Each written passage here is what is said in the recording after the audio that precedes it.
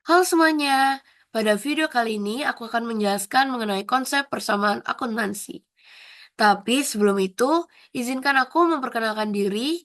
Namaku Clarin Karin Tobing, biasa dipanggil Clarin. Aku merupakan mahasiswi dari Universitas Ciputra Surabaya, jurusan Accounting angkatan 2024. Nah, pada video kali ini, aku mau membahas tiga hal, yaitu jurnal, buku besar, dan juga neraca saldo. Tapi sebelum itu, aku ingin menjelaskan mengenai rumus yang nantinya akan menjadi acuan dasar dalam membuat jurnal-jurnal tadi, yaitu rumusnya aset sama dengan liabilitas plus ekuitas.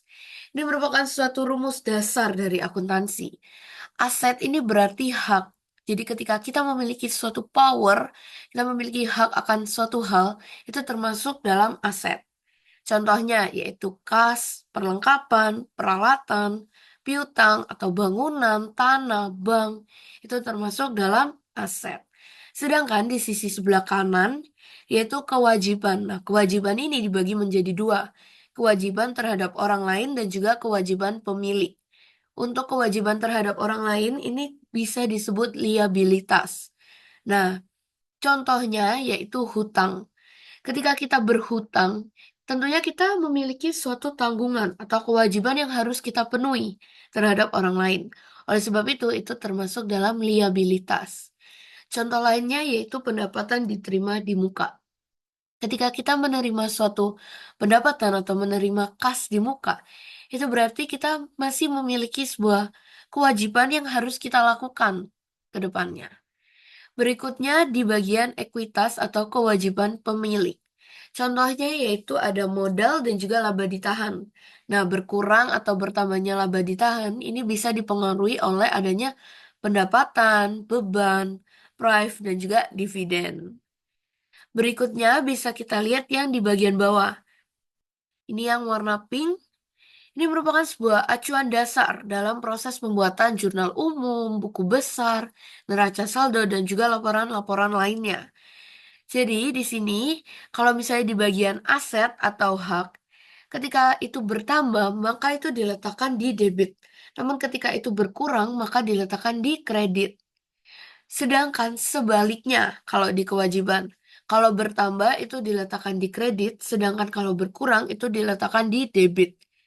Cara kita mengetahui ini bertambah atau berkurang itu bisa kita lihat dari persamaan dasar akuntansi. Oleh sebab itu dalam membuat laporan itu terdapat tahapan-tahapan yang harus kita lakukan. Dan persamaan dasar akuntansi ini merupakan sebuah logika berpikir dalam akuntansi. Jadi ketika kita sudah memahami di persamaan dasar akuntansi, maka kita bisa langsung tahu, oh jadi ini akunnya termasuk bertambah, ini akunnya berkurang. Jadi kita bisa mengelompokkannya dan memasukkannya di debit atau di kredit. Begitu. Selanjutnya yaitu ke jurnal. Nah, dalam jurnal ini sendiri dibagi menjadi dua, yaitu jurnal umum dan juga jurnal khusus. Jurnal umum ini digunakan untuk mencatat berbagai aktivitas transaksi keuangan dalam suatu perusahaan dalam periode tertentu. Nah, hal ini dilakukan untuk memudahkan pengelolaan keuangan internal maupun eksternal dari suatu perusahaan. Biasanya kalau di jurnal umum, pencatatan ini dilakukan secara rutin dan setiap 1 bulan. Jadi periode dalam jurnal umum ini 1 bulan, jadi nggak mungkin 2 bulan digabungkan jadi satu, itu nggak mungkin. Sedangkan untuk jurnal khusus, itu merupakan pencatatan transaksi yang berkaitan dengan jenis-jenis akun tertentu. Jadi hasil yang diberikan atau hasil yang dihasilkan dari jurnal khusus ini, yaitu lebih rinci dan juga spesifik. Contohnya, transaksi transaksi kas itu nantinya akan dicatat dalam jurnal kas. Sedangkan transaksi-transaksi piutang itu nantinya akan dicatat dalam jurnal piutang. Nah, di bagian bawah ini aku cantumkan contoh bentuk dari jurnal umum. Jadi biar ada bayangan, tapi nanti kita akan bikin lebih lanjut. Selanjutnya, yaitu kita masuk ke buku besar. Buku besar ini merupakan suatu bahasa gampangnya pemindahan akun dari jurnal umum dan juga mengelompokkannya sesuai dengan akunnya masing-masing. Jadi buku besar ini merupakan kumpulan dari akun-akun di jurnal umum yang dikelompokkan sesuai akun-akunnya masing-masing. Nah, Dalam buku besar ini terdapat informasi mengenai saldo-saldo dari masing-masing akun. Dan dari buku besar ini yang nantinya akan menjadi dasar dalam pembuatan laporan laba rugi dan juga laporan neraca saldo. Di bagian kanan bisa kita lihat ini merupakan contoh dari buku besar. Jadi bisa kita lihat dalam transaksinya ini dikelompokkan. Ini transaksi akun kas. Kemudian yang di bawah itu transaksi akun perlengkapan. Gitu. Dan banyak hal itu sesuai dengan akun dalam transaksi tersebut. Gitu. Selanjutnya yaitu trial balance atau neraca saldo yang merupakan laporan keuangan sistematis yang berisikan saldo akhir dari setiap akun-akun transaksi.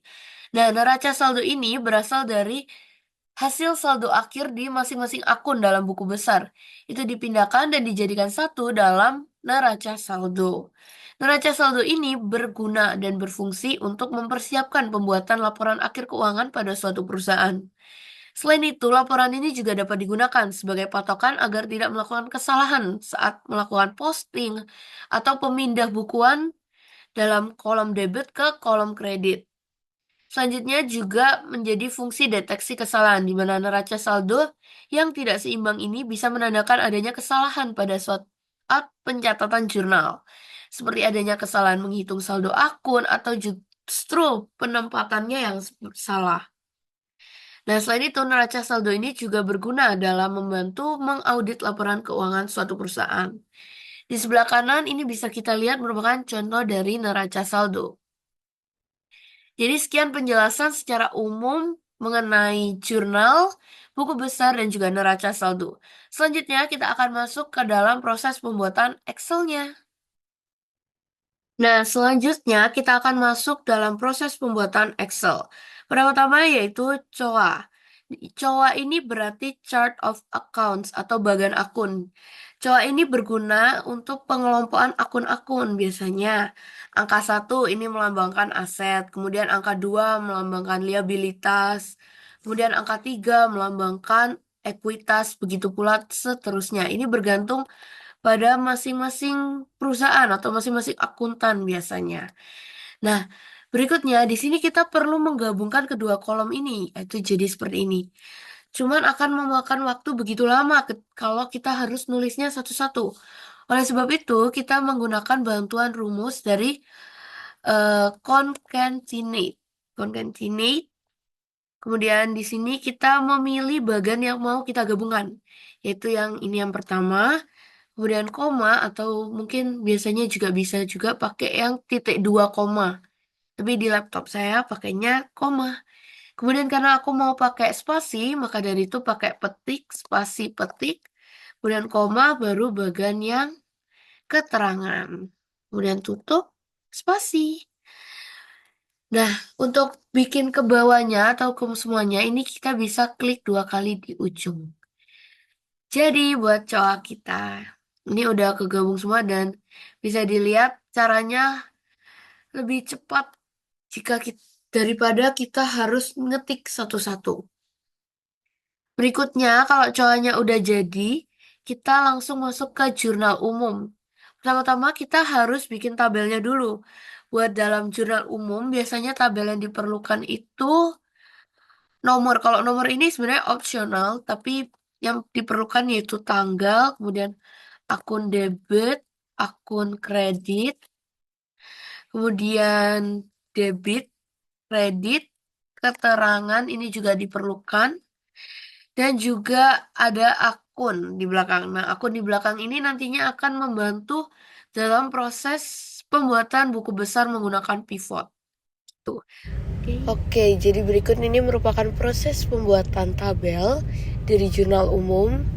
Di sini aku menyesuaikan ukuran dari masing-masing kolom supaya lebih pas saat dimasukkan nantinya. Dan juga tak lupa aku menambahkan garis pada tabel-tabelnya. Nah, kalau tabelnya udah jadi nih kayak gini, selanjutnya aku pengen memberikan list di bagian kolom akun debit juga akun kredit. Hal ini biar penamaan akun dalam akun debit sama kredit ini bisa terus sama dari atas sampai ke bawah, bisa konsisten gitu. Kita juga lebih gampang karena kita tinggal milih dari list yang ada. Karena perbedaan dari huruf kapital ataupun adanya typo itu bisa mempengaruhi di pivot table nantinya di akhir. Caranya gampang, kita tinggal pilih kolom yang ingin kita beri list. Kemudian kalau sudah kita ke bagian data. Di bagian data kita pilih data validation. Kemudian di bagian allow kita pilih yang list. Dan yang search kita masuk ke halaman yang cowok tadi. Dan kita blok yang bagian cowok. Kemudian kita oke. Nah, bisa kita lihat ini langsung jadi list. Ini juga mempermudah karena kita tinggal pilih kira-kira akun mana ya dalam transaksi tersebut. Itu. Misal yang pertama aku mau kas, kemudian yang kedua aku mau akun piutang. Nah, berikutnya di bagian akun ini seharusnya kan muncul hal yang sama dengan akun yang di depannya. Seperti ini. Tapi kalau misalnya kita ketik satu-satu kayak gini, ini akan memakan waktu yang sangat-sangat lama dan juga capek. Jadi kita bisa memanfaatkan rumus if. Rumus if ini bisa digunakan jadi dengan cara jika debit sama dengan 0,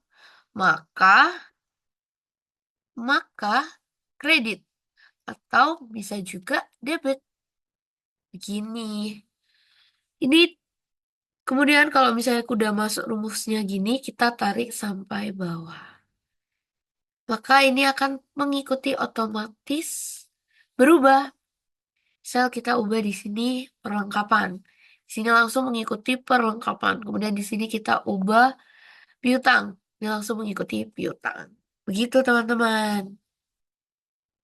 Nah, tabel dari jurnal umumnya udah jadi. Kemudian di setiap kolomnya juga sudah kita masukin list. Dan di akhir nanti kita sudah memasukkan rumus. Jadi ini saatnya langsung aja kita masuk ke penerapannya. Oke, di sini udah terdapat invoice. Kita langsung aja masuk ke yang nomor pertama. Surat pernyataan penyetoran modal. Di sini bisa kita baca yang bertanda tangan PT Tobing Jaya didirikan dengan akta nomor pada tanggal 1 Maret. Oke, kita masukin dulu tanggalnya 1 Maret 2020. Oke, di sini kita lihat di penyetoran modal udah jelas ya guys. Berarti ini akun modal. Sini kita lihat Shiva menyetorkan berupa uang tunai. Oke, uang tunai berarti masuk di kas. Kas bertambah di debit karena kas itu termasuk dalam aset. Oke, debitnya kita tulis 500 juta. Oke, di keterangan kita tulis Shiva menyetorkan modal berupa uang tunai sebesar 500 juta. Oke. Selanjutnya nih, kita lihat lagi. Oke, tanggalnya kita masukin. Masih di tanggal yang sama, Bambang juga melakukan penyetoran berupa bangunan untuk modal sebesar 25 juta.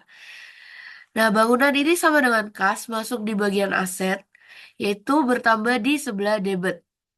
Karena bangunan ini merupakan hak, bukan kewajiban. Kita tulis 25 juta. Oke. Kalau di sini keterangannya Bambang menyetorkan modal berupa bangunan sebesar 25 juta. Oke. Oke, kita udah. Oke, kalau modalnya udah di sisi debit, sekarang di sisi kredit. Di sisi kredit ini masuk modal, karena modal itu termasuk dalam ekuitas, yaitu kewajiban pemilik. Modalnya berarti total dari 500 juta sama 25 juta. Berarti 525 juta. Oke, ini adalah modal perusahaan PT Tobing Jaya sebesar 525 juta. Dalam keterangan ini sebaiknya dicantumkan juga nominalnya. Jadi biar kita kalau mau cross check juga enak, gak perlu pindah-pindah. By the way, ini juga suratnya valid karena sudah terdapat tanda tangannya. Oke, kita lanjut yang kedua. Ini berupa bentuk kwitansi berarti. Nomor 2.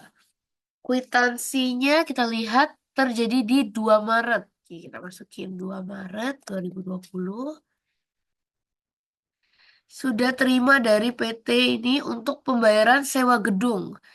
Nah, pembayaran sewa gedung. Berarti pembayaran sewa gedung ini termasuk dalam beban sewa. Karena sewa yang dibayarkan ini merupakan sewa di bulan Maret. Yaitu di mana transaksi ini juga dicatat. Oke, beban sewa ini berada di sisi debit karena beban itu mengurangi ekuitas dan ekuitas berkurang di debit. Kita tulis berarti beban sewa. Beban sewanya sebesar 5 juta rupiah. Oke, be- beban sewa gedung sebesar 5 juta rupiah. Oke, kita sedangkan buat di sisi kreditnya karena kita membayar, berarti di sisi kreditnya yaitu kas.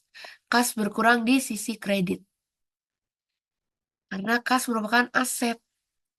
Dan ini pembayarannya dilakukan juga secara lunas. Pembayaran sewa gedung. Sebesar 5 juta rupiah. Oke. Kita lanjut ke transaksi berikutnya. Ini juga kwitansinya ada tanda tangannya ya guys dari dua belah pihak. Dari pihak penerima dan juga penyetor. Berarti ini valid. Oke, berikutnya ini terdapat kwitansi dari Makmur Murni. Di sini telah diterima dari PT Tobing Jaya. Ini juga ada tanda tangannya. Transaksinya, kwitansinya pada 3 Maret. Kita masukin di tanggal 3 Maret 2020. Oke, kita lihat. Di sini keterangannya printer alat scan. Nah, printer sama alat scan ini itu merupakan peralatan karena bukan barang habis dipakai. Jadi masuk di peralatan dan peralatan itu termasuk dalam aset. Karena itu menjadi sebuah hak. Oleh sebab itu, jika peralatan bertambah itu berada di sisi debit. Nominalnya jumlah penagihannya ini yaitu 1.370.000. Peralatan dan printer dan alat scan seharga 1.370.000. Oke. Nah, karena ini kwitansi, jadi dia telah dibayar lunas juga. Nah, pembayarannya ini melalui Bank BCA. Berarti di akun kredit yang berkurang itu di akun bank. Karena akun kas dan juga akun bank itu berbeda. Tidak semua pembayaran itu melalui akun kas. Jadi kita harus baca keterangan pembayarannya. Karena ini jumlah pembayarannya 1.370 berarti telah lunas. Berarti sama 1.370.000 di sisi kredit. Pembayaran pembelian. Pembelian peralatan printer dan alat scan seharga di 1.370. Oke. Berikutnya kita masuk ke yang selanjutnya. Itu invoice. Kalau invoice itu berupa tagihan. Jadi belum ada transaksi yang terjadi di dalamnya. Di sini invoice yang dikeluarkan oleh perusahaan saya sendiri yaitu PT Tobing Jaya kepada Luisa Elizabeth. Kita lihat invoice ini pada 6 Maret. Kita masukin 6 Maret 2020. Di sini tagihan terhadap jasa auditing yang telah dilakukan. Oke.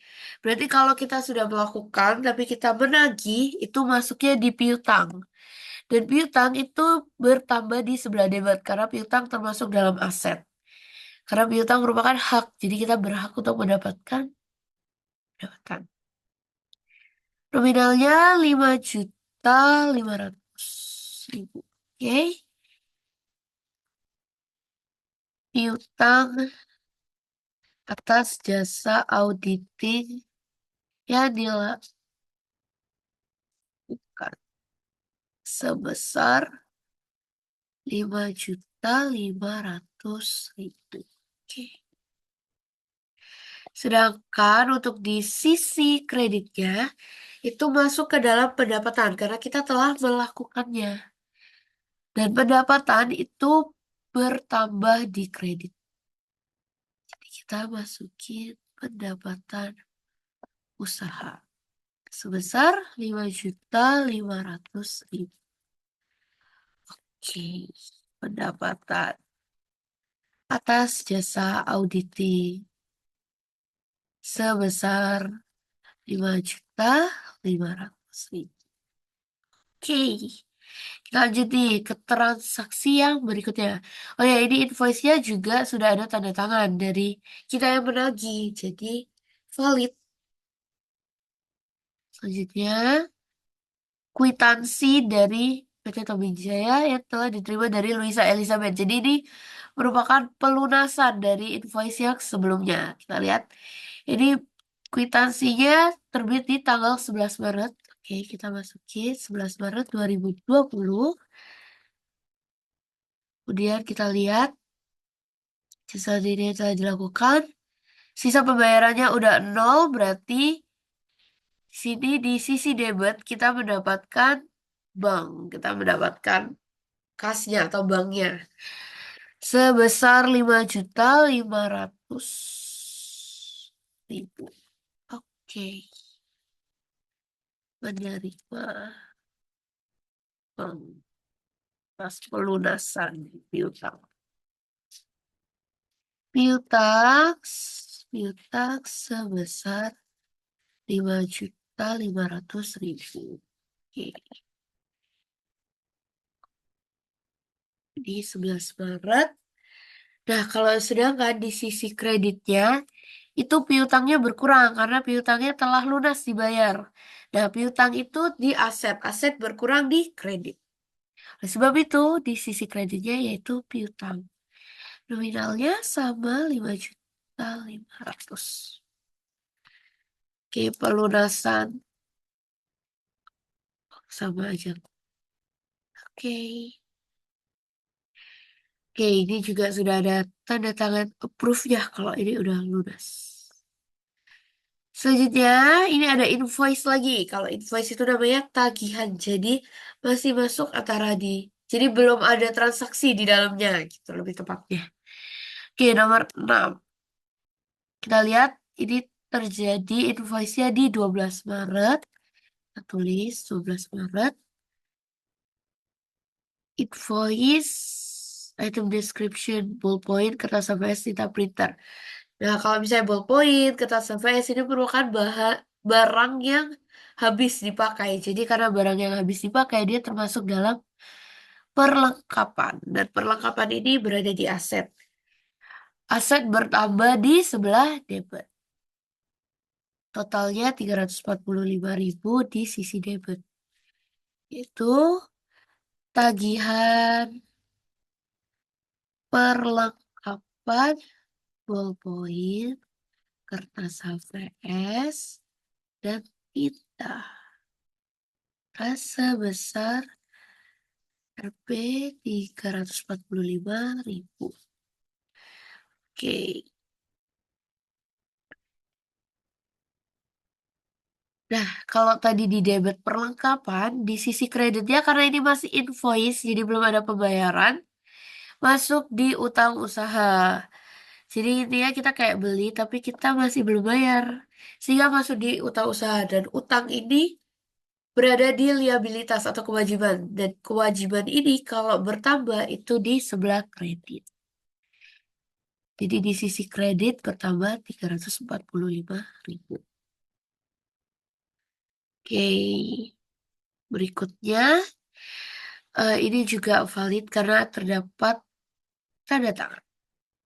Nah, ini ada bukti transfernya. Bukti transfer ini juga bisa jadi salah satu bukti transaksi. Ya, kita lihat ini terjadi pada tanggal 13 Maret. Ini 13 Maret 2020. Pembayaran pembelian ballpoint. Oh, berarti ini kita melakukan pelunasan. Karena kita melakukan pelunasan, berarti utang usaha kita sudah berkurang. Nah, utang yang berkurang itu berada di sisi debit. Karena utang termasuk dalam liabilitas. Dan liabilitas berkurang di debit. Begitu. Kita masukkan 345.000. Pelunasan atas pembelian perlengkapan ballpoint. Rasa VS dan tinta sebesar 345.000.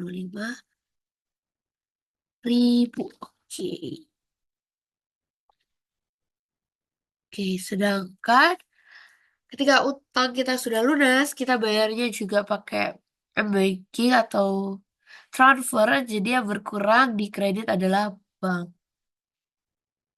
Berkurang di kredit sebesar 345.000. Oke.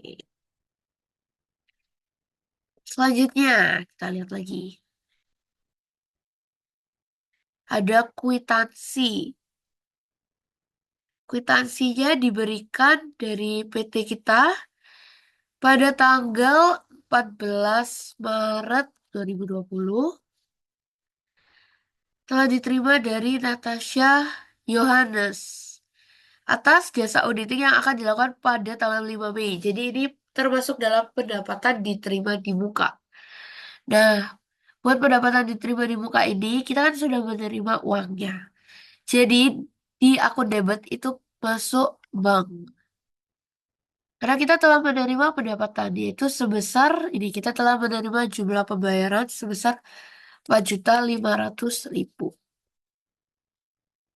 Oke, menerima pembayaran atas pendapatan menerima pembayaran untuk jasa auditing pada tanggal 5 Mei sebesar 4.500.000. Oke. Nah, kalau misalnya di sisi debitnya bank, di sisi kreditnya yaitu pendapatan diterima di muka.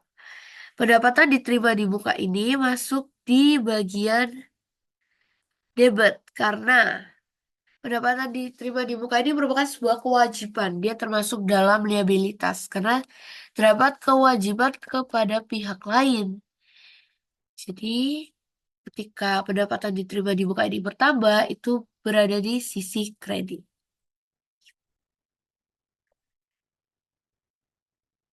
Oke, selanjutnya ini juga di kwitansi sudah terdapat tanda tangan.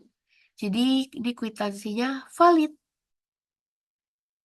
Berikutnya, kwitansi dari PT Jaminan Aman terima dari PT Tobing Jaya. Oke, kwitansinya ini di 16 Maret. Please, 16 Maret 2020. Untuk pembayaran asuransi mobil perusahaan selama 2 tahun. Nah, karena kita sudah bayar buat 2 tahun, berarti ini masuk di bayar di muka. Asuransi dibayar di muka. Nah, asuransi dibayar di muka ini berada di sisi debit. Asuransi dibayar di muka berada di sisi debit karena ini termasuk dalam aset di mana kita punya hak atas asuransi yang telah kita bayarkan selama 2 tahun. Ini sebesar 1.500.000. Di 1.500.000 bertambah di sisi debit. Oke. Pembayaran asuransi mobil perusahaan selama 2 tahun sebesar 1 juta. 500.000. Oke. Nah, karena kita telah bayar, berarti di sisi kreditnya kita masukin kas. Karena kasnya telah berkurang sebesar 1.500.000. Tuh, kita lanjut ke transaksi berikutnya. Nah, di transaksi berikutnya ini ada bukti penarikan dana. Tapi ini adalah contoh yang salah karena tidak ada tanda tangan. Jadi kita perlu cermat juga dalam melihat dari segi-segi bukti-buktinya ini, bukti transaksinya. Karena tidak semua guys, kalau tidak ada tanda tangan, ini berarti tidak valid. Jadi kita lewati. Nah, ini adalah bukti yang valid karena sudah ada tanda tangan dari dua belah pihak juga. Kita lihat ini bukti penarikan dananya terjadi pada 21 Maret 2020.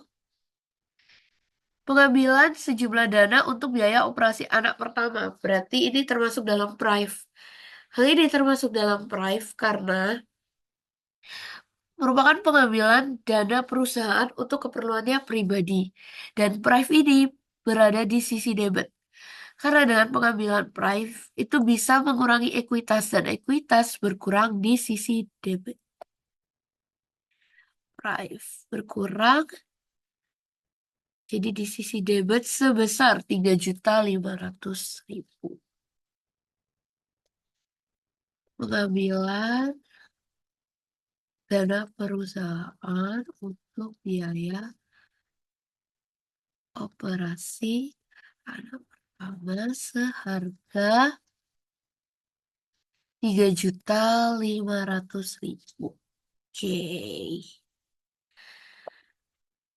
Nah, kalau sisi debitnya sudah ada, sisi kreditnya juga tidak kalah lupa, yaitu kas. Karena berkurang, karena dananya diambil, jadi asetnya diambil, jadi berkurang di bagian kredit. 100. Oke, pengambilan dana ini masuk di Prime. Selanjutnya, kita lihat. Oke, ini ada bukti struk pembayaran tagihan listrik dari PT PLN Persero. Ini kita lihat pembayarannya di tanggal 25 Maret. 25 Maret 2020.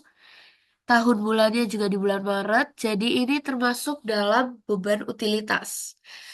Karena pembayaran listrik, air itu masuk di beban utilitas.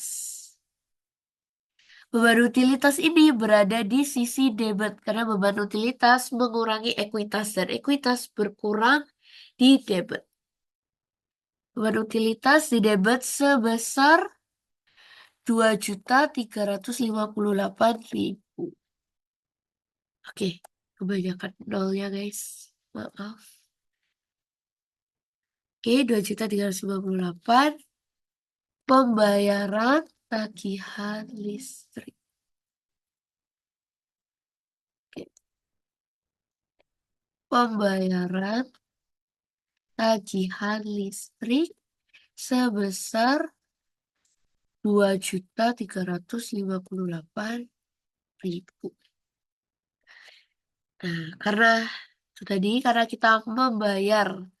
Jadi lagi-lagi yang berada di sisi kredit yaitu kasnya berkurang. Karena aset kita berkurang. 235. Oke, berkurang sebesar 2.358. Selanjutnya, ini yang terakhir yaitu slip gaji karyawan.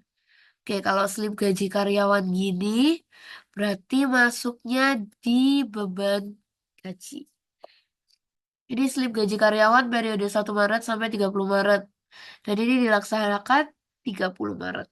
Jadi kita tulis di tanggalnya 30 Maret 2020. Oke. Sini termasuk dalam beban gaji. Dan beban gaji seperti halnya beban utilitas berada di debit. Karena beban gaji mengurangi ekuitas. Dan ekuitas berkurang di debit. Beban gaji di debit sebesar 5.160.000.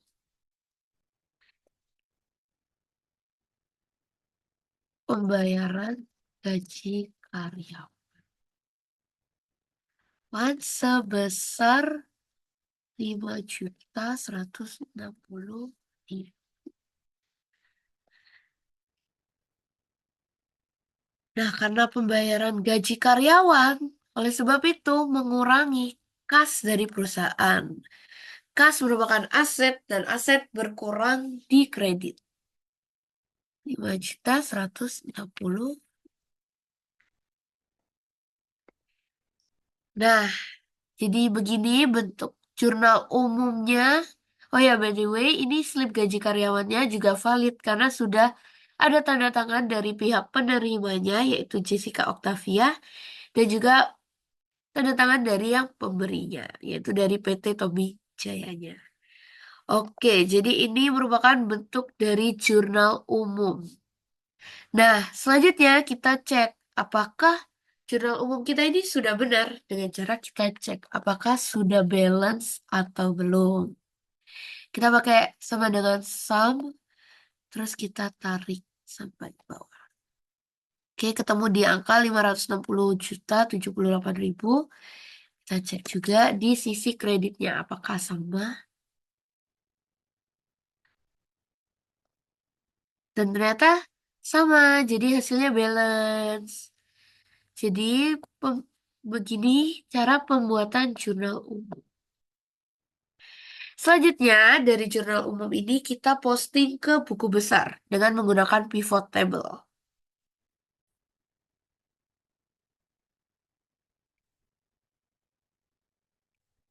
Selanjutnya setelah kita sudah jadi buat tabel dari jurnal umumnya, kita lanjut untuk mempostingnya ke tabel buku besar.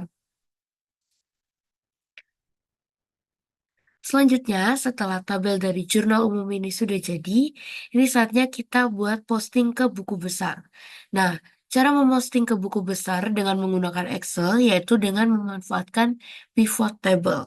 Caranya yaitu, aku membuat sheet baru, kemudian sheet ini bisa kita rename pakai nama buku besar. Ini biar lebih gampang nantinya nyarinya. Terus pivot table itu bisa ditemukan di insert. Ya, di insert, kemudian diklik table range-nya kita pilih dari jurnal umum. Seperti ini. Nah, ini bisa dilebihin. Aku tadi ada kasih warna kuning ini sebagai tanda. Aku source-nya sampai situ. Nah, bisa dilebihin sebanyak mungkin. Itu gunanya biar kalau misalnya kalian ada tambahan-tambahan nantinya. Itu nggak akan buat kalian buat bikin ulang lagi. Gitu. Terus kita klik OK. Nah, ini muncul, terus kita klik yang field list. Oke. Nah, ini adalah tampilan pivot table. Selanjutnya, yaitu dengan kita memilih item-item mana saja yang kita perlu gunakan. Yang pasti tanggal ini sudah pasti diperlukan. Kemudian, kemudian eh, debit, kredit, terus keterangan, dan juga akun. Ini yang dibutuhkan dan akan dipakai. Nah, selanjutnya kita memastikan lokasinya ini benar.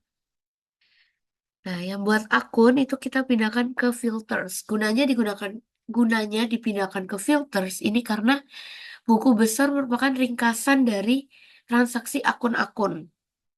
Gunanya di filters itu kita jadi bisa lebih mudah untuk filter nih. Kita bisa pilih all, bisa pilih cast. Nantinya itu akan terkelompokkan sesuai dengan akunnya masing-masing. Gitu. Kemudian ini udah jadi, sebenarnya ini udah jadi buku besarnya. Kita tinggal pilih kas. Oke. Nah, ini adalah transaksi kas. Biar lebih rapi, itu kita bisa ke bagian desain. Terus report yang tabular. Nah, ini kan kelihatannya kayak lebih enak dilihat juga, lebih rapi. Oke, kemudian kita oke. Ini juga biar lebih enak dilihat. Kita kasih Koma styles. Ini biar bisa membedakan mana yang ratusan ribu, mana yang jutaan, itu lebih mudah. Kemudian ini kita bisa ubah namanya juga. Kita bisa rename biar lebih familiar. Debit.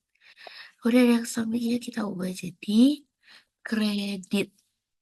Nah, karena buku besar ini gunanya buat kita melihat saldo. Jadi kita perlu membuat baru. Itu kita ke pivot table analysis. Kemudian kita ke bagian field. Sebentar. Kita ke bagian. Kita ke bagian ini. Fields, item, and set. Kemudian ke calculated field. Kita namai aja saldo debit. Di sini kita masukin rumus, kita pakai rumus if, yaitu jika. Jika debit lebih besar daripada kredit, maka debit dikurangi kredit atau selain daripada itu, maka nol. Ini digunakan buat mencari saldo debitnya. Jadi logikanya kalau misalnya debitnya lebih besar, maka debit ini yang dikurangi oleh kredit. Oke, kita oke. Ini sudah ada. Terus kita bikin satu lagi, yaitu saldo kredit. Nah, rumusnya sama, pakai rumus if, tapi dibalik.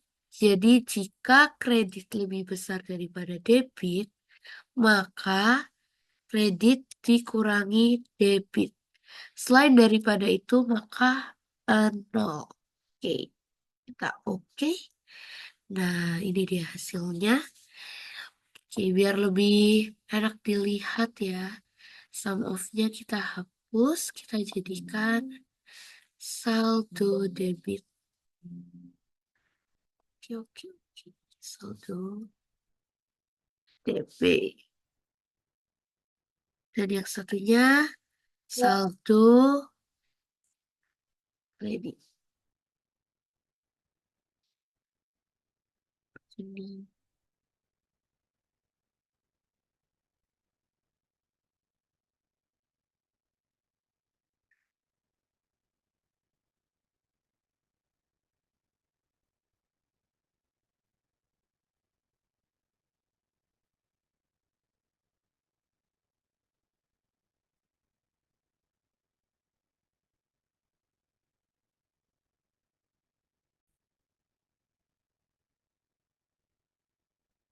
Nah, selanjutnya setelah kita sudah jadi di tabel jurnal umumnya, kita lanjut buat posting ke buku besar.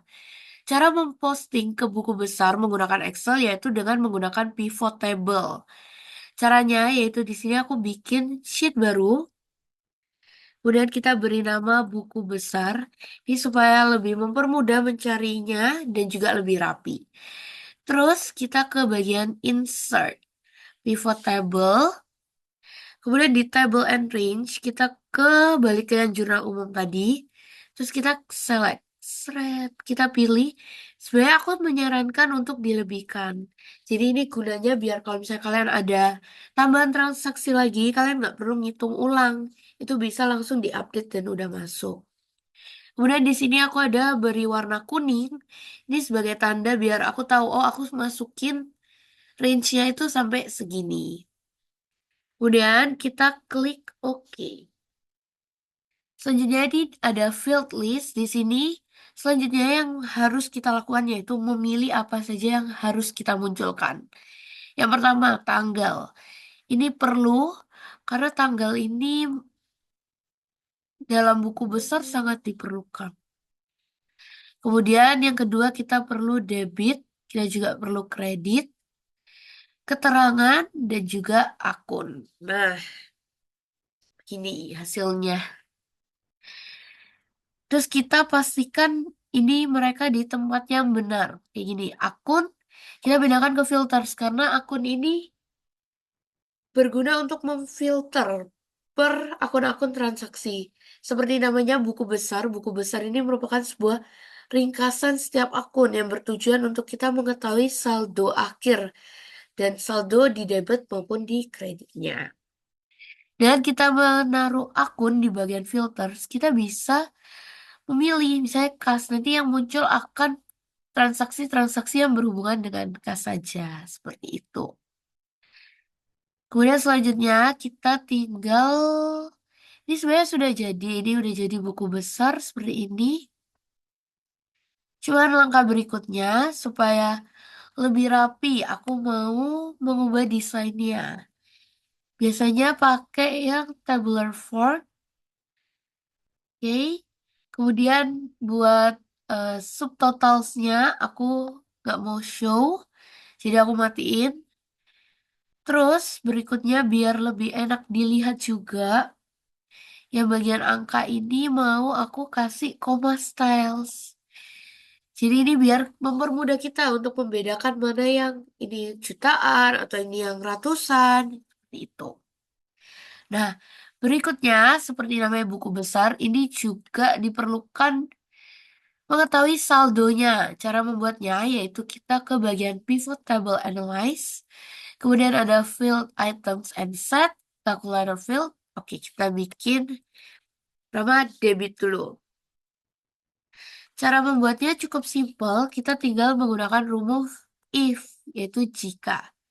Jika debit lebih besar dari kredit, maka debit dikurangi kredit. Selain daripada itu, maka nol. Kita oke. Nah, ini kita keluar saldo debitnya. Terus kita bikin lagi satunya, yaitu saldo kreditnya. Sama caranya kita bikin dari field items and set, calculator field, kemudian kita tambahin array. Nanti kita bisa ubah namanya jadi aman aja. Terus kita masukin rumus if. Jika kredit lebih besar daripada debit, maka kredit dikurangi debit sama dengan, maka selain daripada itu nol. Maaf. Nah, ini maksudnya di sini itu jika kreditnya lebih besar daripada debit, maka kredit dikurangi oleh debit, maka dia akan masuk di saldo kredit seperti itu. Ini biar lebih mempermudah kita buat baca, aku ubah judulnya yang ini jadi debit, ini jadi kredit. Kemudian ini adalah saldonya, ini adalah saldo debit, dan yang ini adalah saldo kredit. Nah, ini biar lebih mempermudah lagi kita kasih yang kayak tadi, comma styles. Ini mempermudah buat membedakannya. Nah, kayak gini kita bisa lihat kalau dari akun kas itu hasil akhirnya di saldo debit, yaitu sekitar 481 juta. Dan menurutku ini mempermudah dan caranya ya ini udah jadi buat buku besarnya. Kita tinggal buka akun-akun yang lain nih. Kalau misalnya kita mau lihat bank, kita tinggal pilih, oh ini bank gitu. Sekarang waktunya kita untuk mengeluarkan semuanya. Tapi sebagai saran, mengeluarkan buat buku besar ini lebih baik dikeluarkan ke samping. Karena karena kalau ke bawah itu takutnya ada beberapa transaksi yang akan nabrak. Jadi dia nggak bisa keluar. Jadi lebih baik itu ke arah samping.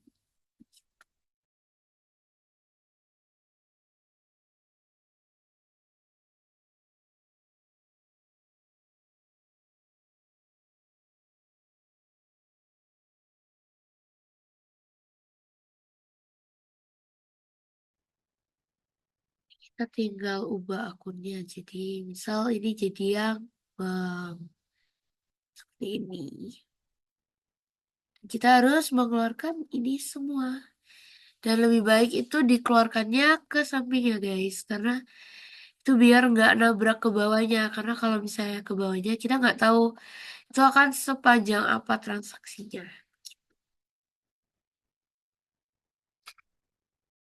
Untuk membuat tabel-tabel lainnya di buku besar, caranya mudah sekali. Kita tinggal copy paste dari satu tabel yang telah udah jadi tadi. Kemudian kita menyesuaikan besarnya kolom supaya lebih enak dilihat. Dan kita tinggal mengganti di bagian akun sesuai dengan akun yang ingin kita cari atau yang ingin kita buat. Begitu guys. Oke, jadi ini sebenarnya bisa kita terus keluarin tuh ke samping. Cuman untuk lebih mempermudah biar dilihatnya juga lebih mudah ditunjukkannya, aku bikin di bawahnya aja ya. Tapi ini untuk sementara.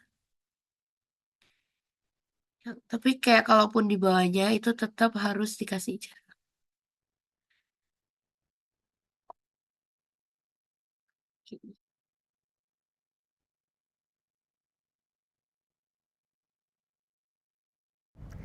Oke, jadi ini kita copy paste, kemudian kita pindah perlahan-lahan, tapi tidak lupa memberikan jarak di antaranya, supaya transaksinya tidak bertabrakan satu sama lain. Ini kita copy paste, kemudian kita ubah akunnya, supaya bervariasi dan menghasilkan semua akun yang harus dimunculkan.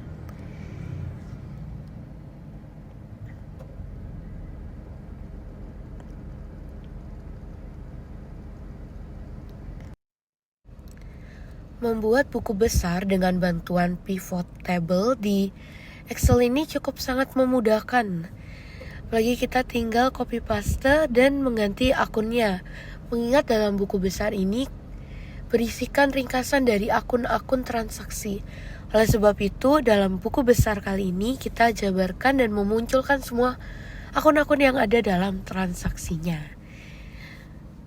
Begitu guys, ini kita jangan lupa untuk memberikan jarak dan juga mengubah akunnya dari yang sudah dimunculkan ke yang belum dimunculkan.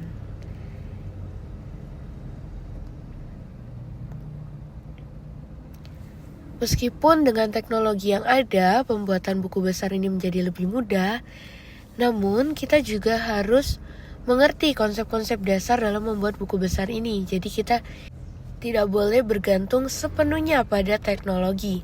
Kita harus mengerti konsepnya juga, supaya kita tidak mudah dikendalikan oleh AI. Justru kita yang memanfaatkan AI dan mengelolanya dengan baik. Oke, jadi berikut merupakan hasil dari buku besar menggunakan pivot table di Excel. Nah, setelah pivot table ini sudah ditemukan, selanjutnya yaitu memasuki ke neraca saldo. Nah, setelah buku besar ini sudah diposting, saatnya lanjut ke neraca saldo. Nah, untuk neraca saldo ini sendiri sebenarnya caranya sama. Kita sama-sama menggunakan pivot table. Oleh sebab itu, aku akan pakai dengan move or copy. Kita make a copy, guys. Kita copy dari yang buku besar. Oke. Nah, ini udah ada kopinya. Kita rename jadi neraca saldo. Oke. Nah, buat neraca saldo yang itu, kita cuma butuh satu tabel aja. Jadi kita akan hapus tabel yang lain. Oke, kita hapus dulu. Kita cuma butuh pakai satu tabel.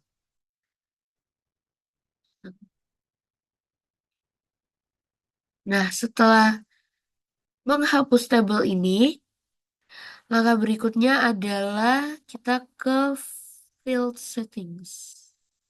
Field list, sorry. Field list, kemudian kita memikirkan lagi mana yang dibutuhkan dan mana yang tidak. Seperti tanggal. Tanggal dalam neraca saldo tidak dibutuhkan. Kemudian debit kredit sudah tidak dibutuhkan karena kita hanya membutuhkan saldonya. Keterangan juga sudah tidak dibutuhkan. Oke. Nah, dalam pembuatan neraca saldo, akun tidak berada di filter. Jadi akun ini di rose karena sudah bukan buku besar yang sendiri. Justru dalam neraca saldo ini berisikan bagaimana total masing-masing saldo dari masing-masing akun dan kemudian dijadikan satu seperti ini. Nah, berikut sudah langsung jadi neraca saldonya. Namun caranya biar tidak ada blank itu kita harus memilih. Kita select all, kemudian kita cari biasanya ada yang nol atau blank. Itu kita gak usah centang. Nah, jadi seperti ini. Buat melihat apakah balance atau enggak bisa kita cek dengan rumus sum. Kita tarik. Kemudian berikutnya satunya juga kita coba. Harusnya sama. Tada, hasilnya balance di neraca saldo. Yaitu sebesar 535 juta rupiah. Jadi sekian penjelasan mengenai konsep dasar akuntansi mulai dari pembuatan jurnal umum, posting buku besar, hingga neraca saldo. Mohon maaf apabila ada salah kata atau tindakan-tindakan yang kurang berkenan. Terima kasih sudah menyaksikan. Semoga bermanfaat.